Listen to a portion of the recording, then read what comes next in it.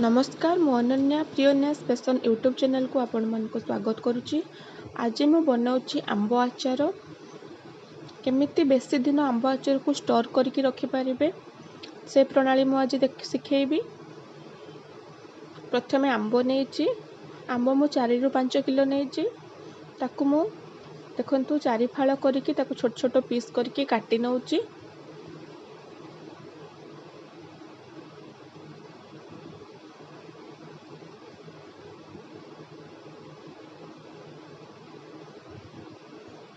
देखंतु सब आंब को मु भल भाव काटी नहीं काटी ताकू धोई नहीं। एबे गोटे सफा टावेल रे आंब गुड़ी को भल भाव सुखे नेबी। पानी रहिले आचारटी नष्ट हो जीवो सेथिपाई सुखे नेबी। को फैन तले ही सुखे नेबे जा द्वारा पानी गुड़ी को ड्राई हो जीवो। आमे जो धोइथिलु पानी गुड़ी को ड्राई हो जीवो। तापर सेथिरे मु लूण और हळदी पके ताकू भल भाव गोळेई नउची।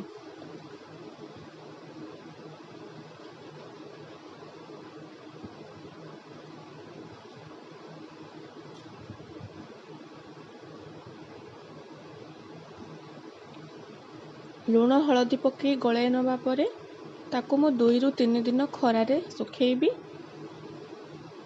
देखंतु खरारे 2-3 दिन देला परे आंब गुड़ी को केमिति हल्का सुखी जाइची। एबे मसला पाई मु नैची गोटा सोरिष, कला सोरिष, मेथी, सुखिला लंका, पान मधुरी, जीरा, जुआणी, धनिया, अल्प कला जीरा ताकू आमे नहीं भल भाव ग्राइंड करनबा। मसला गुड़ा को मध्य मु होछु खरारे देइथिली। खरारे दबा द्वारा से गुड़ा हल्का टाण हो जीवो और भल भाव ग्राइंडिंग हो पारिबो।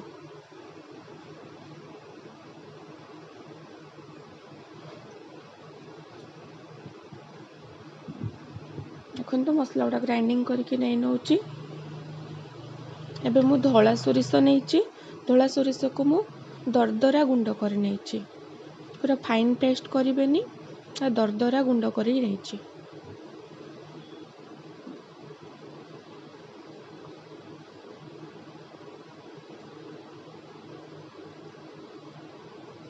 सही मसला सहित धला सोरिष गुंड को मध्य मिसई नैची। आपण चाहिले एमिति मसला करी स्टोर करके रखी पारिबे। नेक्स्ट टाइम जब आचार कले यूज कर पारिबे। एथिपाई मु तेल नैची।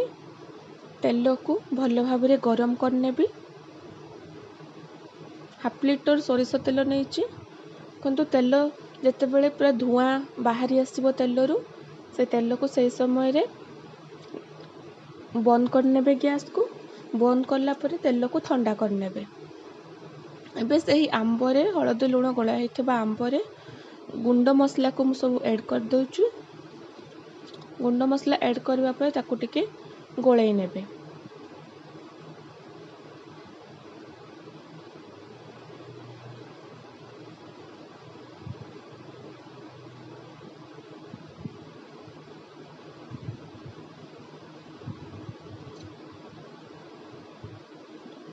अल्प गोटा कला जीरा और हेंगू रखी ताकू मु ता ऊपर पके नउछु।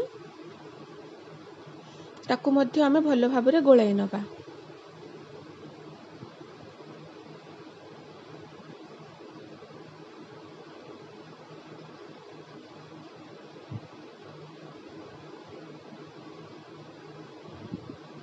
एही समय रे आमे तेल को गरम करी जो ठंडा करी रखिथिलु तेल को ऐड करनबा।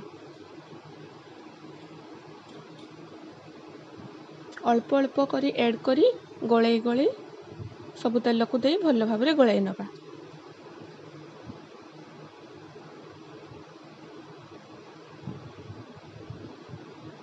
कलर पाई एथिरे मु लाली लंका गुंड नैची।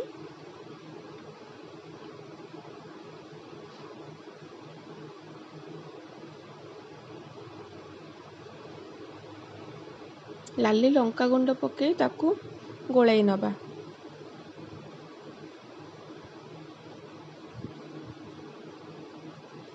देखो ଦେଖନ୍ତୁ ଭଲ ଭାବରେ ମୁଁ ଗଳେଇ ନେଇଛି ସବୁ ମସଲାକୁ ଓ ତେଲକୁ। ତାକୁ ଆମେ ଏମିତି 3 ରୁ 4 ଦିନ ଖରାରେ ଶୁଖାଇବା, ମଝିରେ ମଝିରେ ଓଲଟାଇ ଦେଉଥିବା। ଦେଖନ୍ତୁ 3-4 ଦିନ ପରେ ଆଚାରଟି ମୋର ପ୍ରସ୍ତୁତ ହୋଇଯାଇଛି।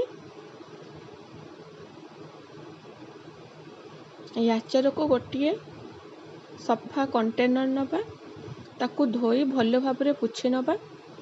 ପାଣି ରହିଲେ ଆଚାର ନଷ୍ଟ ହୋଇଯିବ। ତାକୁ ଭଲ ଭାବରେ ଡ୍ରାଏ କରିନେବା। ସେଇ କଣ୍ଟେନରରେ ଆମେ ପୂରେଇ ନେବା।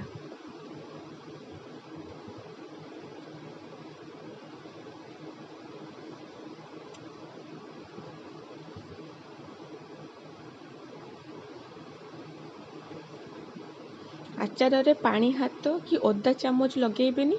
ଆଚାର ଆରାମସେ 2 ବର୍ଷରୁ 2.5 ବର୍ଷ ରହିଯିବ। ଆଉ ମଝିରେ ମଝିରେ ଆଚାରକୁ ଖରାରେ ରଖୁଥିବେ।